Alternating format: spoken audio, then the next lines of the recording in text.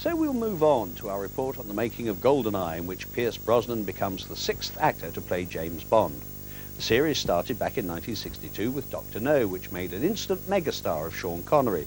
But times have changed, and the kind of stunts and special effects that made the earlier movies outrageously different are now commonplace. So how do you go about refurbishing old 007 as a hero fit for the 1990s? We spent a day on location at Leavesden Aerodrome to find out.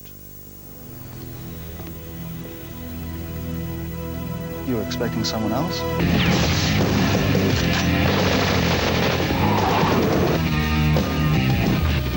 My name's Bond. James Bond. It's like no other job for an actor, really. Suddenly, you know, this comes into your life and you become famous for doing a role that you haven't even shot yet. When I announced to the world and I stood there in that hotel there last summer, it was unbelievable to walk out on a stage with the world press there. God, there's a lot of you out here this morning.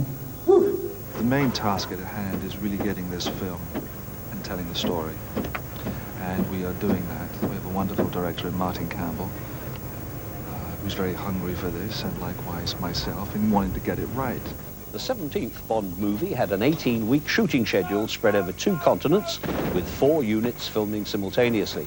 Key scenes were shot at the former Rolls-Royce Aerodrome at Leavesden, which boasts one of the biggest backlots in the world.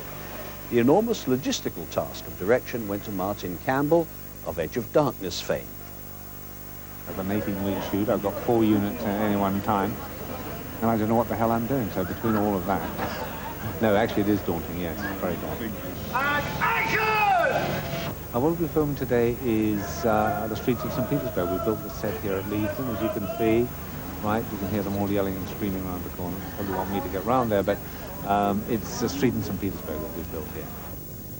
The second unit filmed the establishing shots in Russia, and the more complicated scenes were shot on the backlot at Leavesden.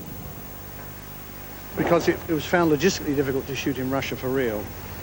In order to have more control over everything, more control over traffic, pedestrian movement, and also we were doing things with collisions with tanks and all sorts of things like that. It was important to have our own control piece of street. So what we decided to do was build a little section of street.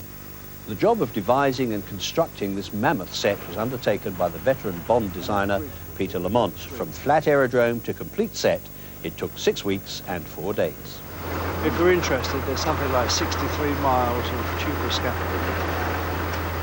It's rather expensive, but we felt, you know, with possible restrictions we might get in Russia, running a 36-ton tank around the place, you know, they might get slightly annoyed.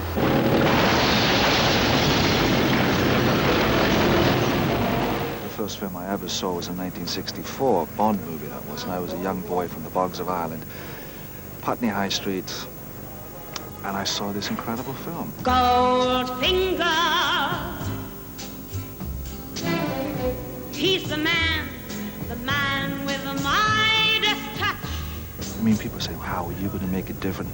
There's certain characteristics which you have to adhere to. The man is a killer, he's a commander. He works for Queen and Country, whatever, you know, the mission. His weakness is women. The odd vodka martini here and there. And then the rest is it's you as a man, how you, as an actor, what you instill in it. I mean, it's not a great character transformation here. On the day we turned up on set, Brosnan was concerned that we weren't seeing Bond in quite the right light. I'm going to be doing action tomorrow. I will be more Bond tomorrow, I promise you, Barry. I'm sorry it's a bit boring today, but this is all she wrote, you know? Tomorrow I have the gun, and I have the goal.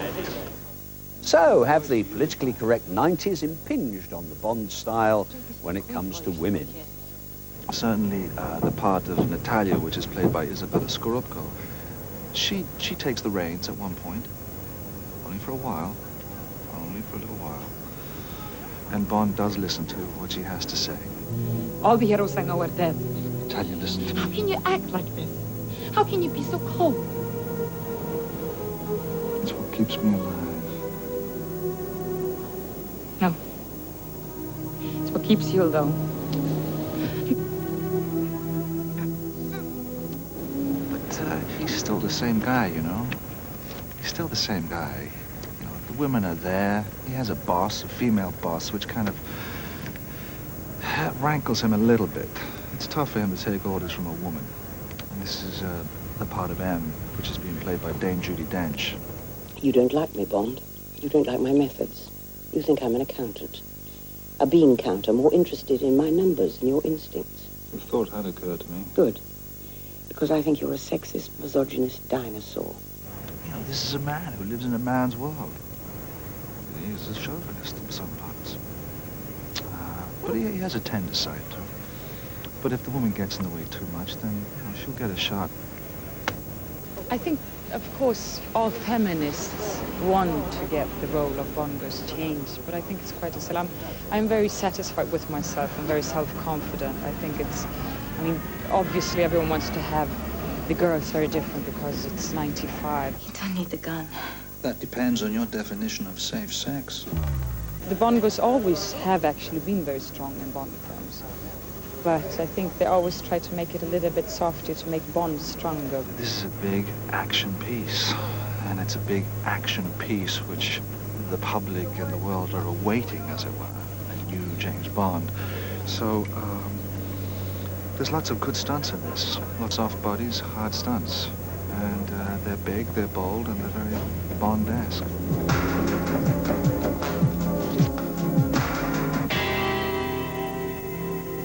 Fancy old M going off to have the operation after all those years without telling a soul. GoldenEye, which takes its title from the Caribbean home of Bond's creator Ian Fleming, opens on November the 24th. Interesting to see how Brosnan matches up against Connery and Moore and even David Niven.